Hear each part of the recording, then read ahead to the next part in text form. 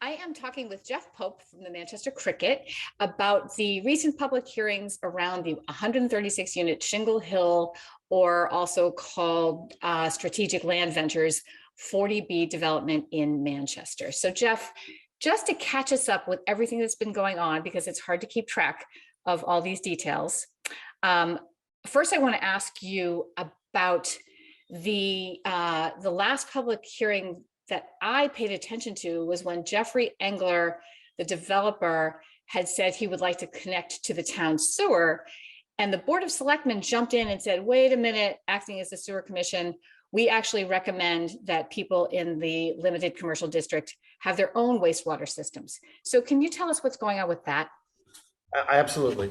Mr. Engler, I believe it was in the middle of March, submitted some new plans for the sanctuary, the 136 unit apartment complex off of School Street, that would have it connecting to the town sewer.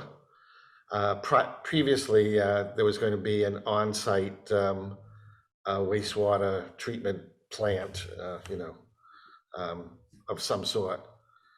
And so this is a big change. Sure. Because one of the huge concerns that the people, particularly the residents, were concerned about was the effect that it would have on the surrounding land, much of which is environmentally protected in one form or another.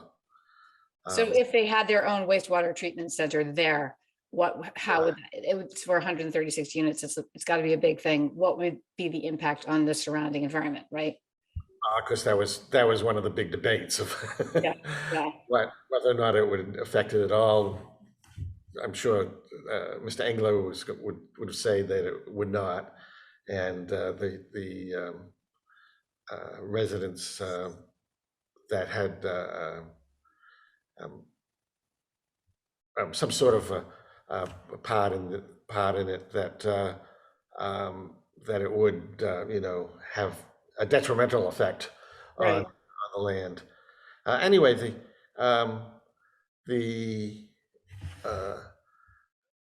at the meeting at the end of April, the ZBA did talk specifically about the plan to connect to the sewer. A number of the ZBA members seem to be happy about this change, that it would solve a number of the problems that they were concerned about with possible pollution and that sort of thing.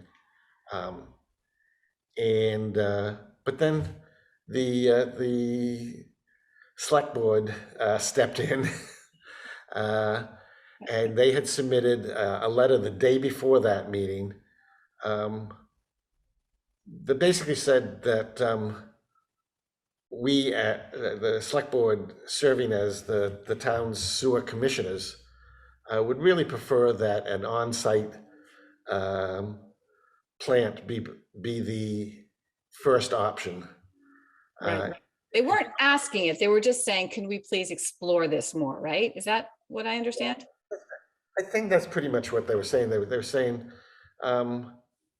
it's our policy that if you're going to be putting in a development outside the town's sewer system, where the sewer system is now, we would prefer that you put in a on-site plant.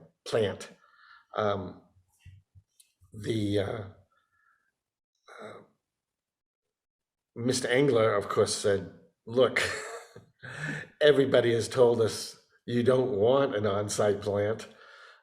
We've went to all this difficulties of figuring out a way of connecting up to the sewer, and we're basically going to go with that. And the ZBA responded, well, you got to really prove to us that that's the way you have to do it. Mm-hmm. So that's pretty much the way it was left. is that Mr. Engel is supposed to come up with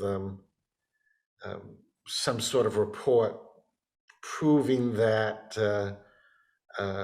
connecting to the sewer is the way to go on this on this project. And We'll from see what he comes up with. I don't know. right, and I understand from your story, I believe, that citizens were therefore asking for an extension of the public hearings because they wanted to wait for this study. Is that right? The studies, not just this study, there's been a number of other studies that they've been conducting, the different peer reviews. And some of them are going to not get done till pretty much June 23rd, which is the date of the date they have to close the public hearing. And they would be sort of forced into making decisions about those right at the point where they're going to have to close the public hearing, if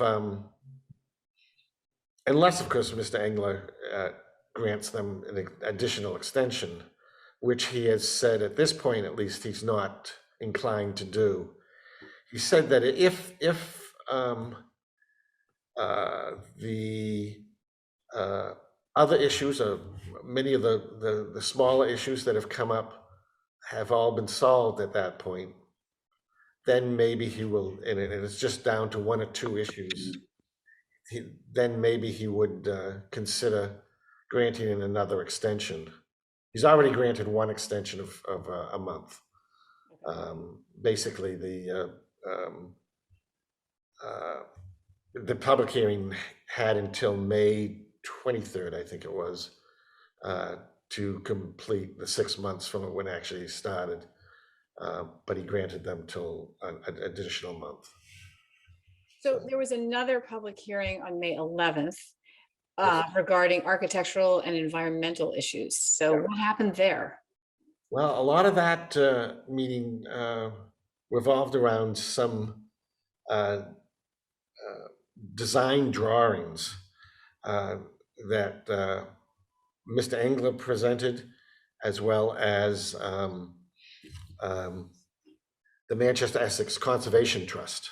They presented their own, and both of them presented drawings of what they thought it would look like from South Street or close to South Street, more or less right in front of the entrance to the project. And that became a big debate. The conservation trusts refused to say who they had done the drawings. Mr. Engler had asked that question, who had done it, and he said it was just because he wanted to determine the qualifications for doing it.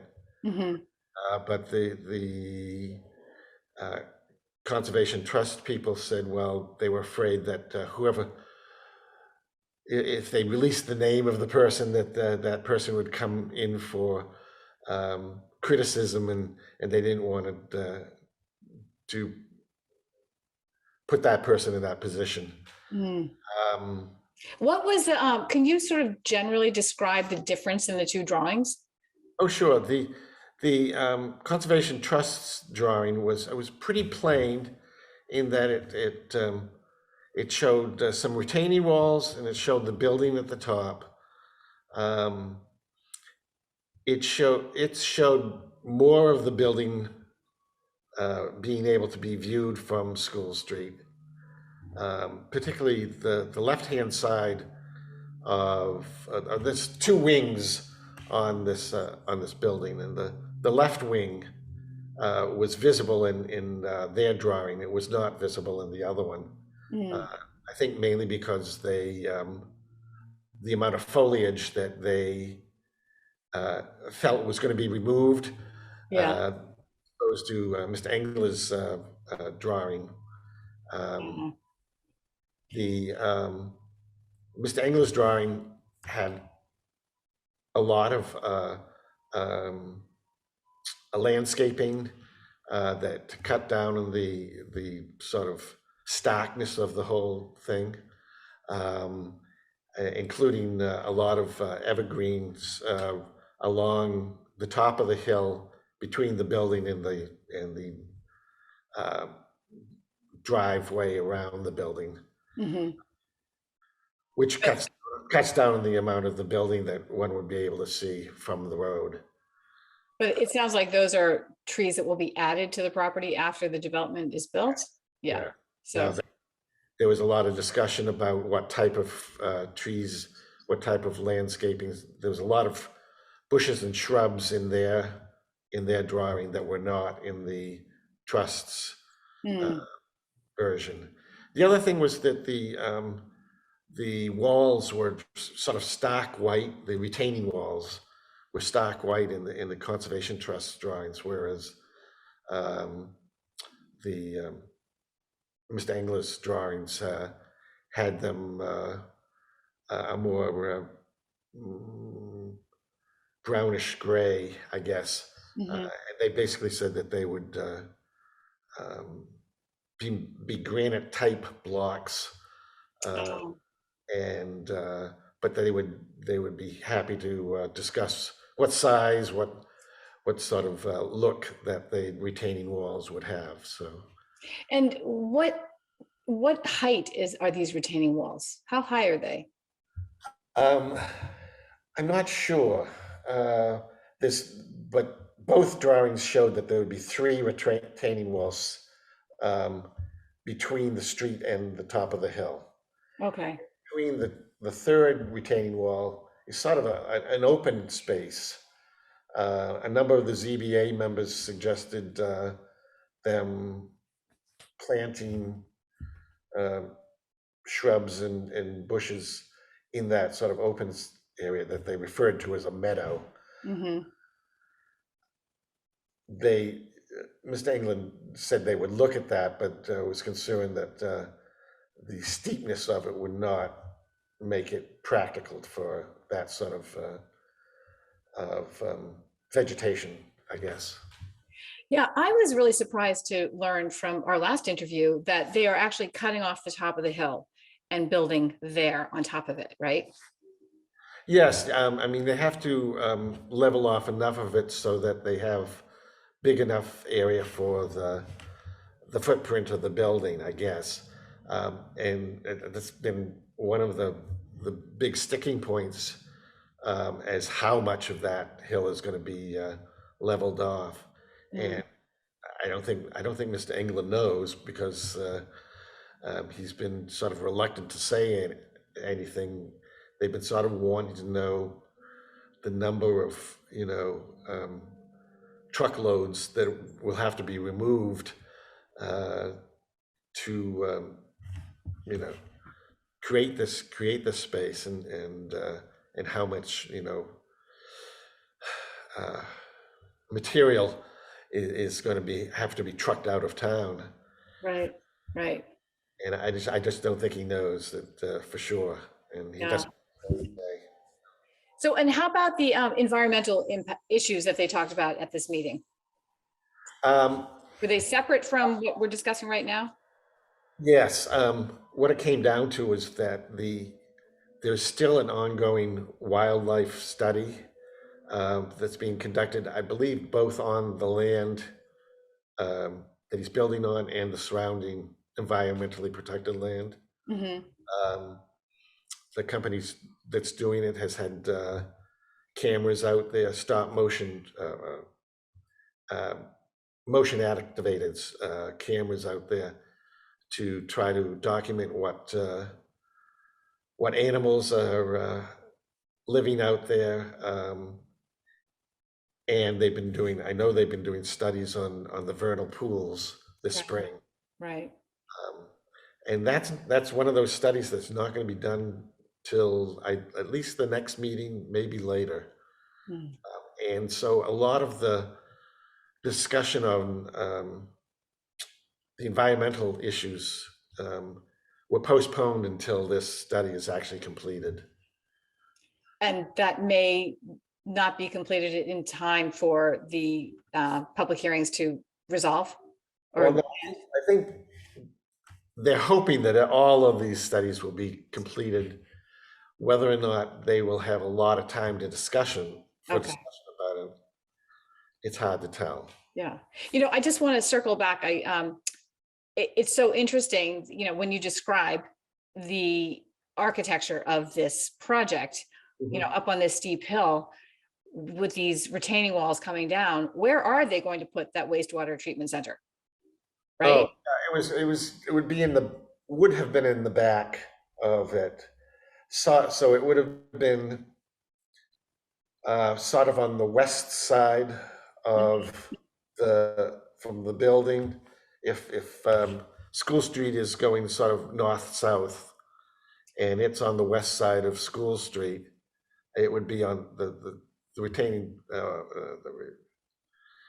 the treatment plant would be on the west side of the building, actually on the outside of the road going around it. And there's enough space on that hill to include the building and that. Well, yes. Yeah. One of the things that by going to the sewer, so connecting to the sewer, was opening up all that space as possible use for as playgrounds or activity areas for the people that live at the complex. Right, right. I have to say that there's a big section of the property that's not being touched at all. That's nearer down to 128. The property extends all the way to sort of bordering with 128, and there's a number of acres there that are just not going to be touched at all. Okay, so how far, can you describe how far it is from 128? The project, the actual building. It's a couple hundred yards north of 128. Okay. Basically right opposite where Atwater Ave goes into the Manchester Athletics Club. Yeah. So it's just a little bit farther from the actual off-ramp from 128, right? Yeah. Okay. So what in general is the tone in these meetings? I've seen a little bit of them, but not too much. Can you describe them, the tone? Well, the tone is they're trying to be fairly friendly about it, but it's obvious that a lot of the members of the ZBA are very concerned about a number of the areas that either Mr. Engler has not been able to provide information or has not agreed to change because of whatever reasons. So I think there's a lot of sense that there's sort of a whole list of things that the ZBA is sort of going to be listing up as reasons why they are not going to be able to approve this. And just to refresh everybody, what happens if they don't approve it? If they don't approve it, well, Mr. Engler could just drop the whole project, which isn't too likely. But he can go to the state and ask for the state to overrule the ZBA. There's a specific group that handles 40B cases, and they would look at the reasons that the ZBA gave for overruling and determine whether or not those were legitimate or not. And if they determined that they were not legitimate, then they could overrule the ZBA and give Mr. Engler his permit. Hmm. And in that case, he does not have to take into account any of the recommendations the ZBA has made at that point, or, Uh, Yeah, I'm not positive of that. Um, a lot of what's going to take place in the next three meetings, they have one more meeting in May and two in June. okay, Assuming again that there isn't another extension, yeah, we'll be making up a list of um, things that they're going to require um, Mr. Engler to include in his project mm, that maybe are not already part of the plan. Um, and they can also make up a list of things that they are going to waive that are going to allow him to do things that at this point part of town's requirements for a project of this size, but they can give him waivers on certain things, but then they can also make a list of things that they're going to require that the project include. I know that they're trying to hopefully do that on um, the safety and traffic issues that they last talked about back in early March, I think. Um, those are supposed to be part of next week's meeting. So okay. So safety and traffic concerns will be the subjects of next week's public hearing? the waivers are the requirements. Yes, yeah, All right. that's what they call it, conditions for the permit. Yeah. All right. Well, anything else you think that people should know about the process here? That, Well, it's going to wrap up one way or the other fairly quickly, I think. Um, I be surprised if they do get another extension. So I suspect that they will have to close the public hearing at the end of June, and then they have 40 days to debate the issues of it and to um, either approve the project with the conditions and waivers um, or reject it. And then they'll have to provide the state with a list of the reasons why they rejected it. and is there any precedent for the state um, siding with the towns in these projects? How often does that happen? Yeah, I don't know. Yeah. I know that a number of cases do go to the state, but how many get determined for the town themselves or for the developers, I'm not positive, I'm afraid. Okay, all right. Well, can we talk to you in a couple of weeks and find out what happened at the next meetings? Absolutely. All right. All right. Well, thank you so much for covering all this. And it's a lot to sort through. So thanks for your help here. Thank you very much. Okay. We'll see you in a few weeks. We'll see you. All right. Bye.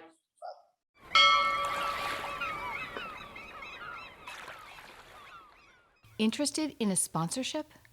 Email sponsor@1623studios.org to learn more.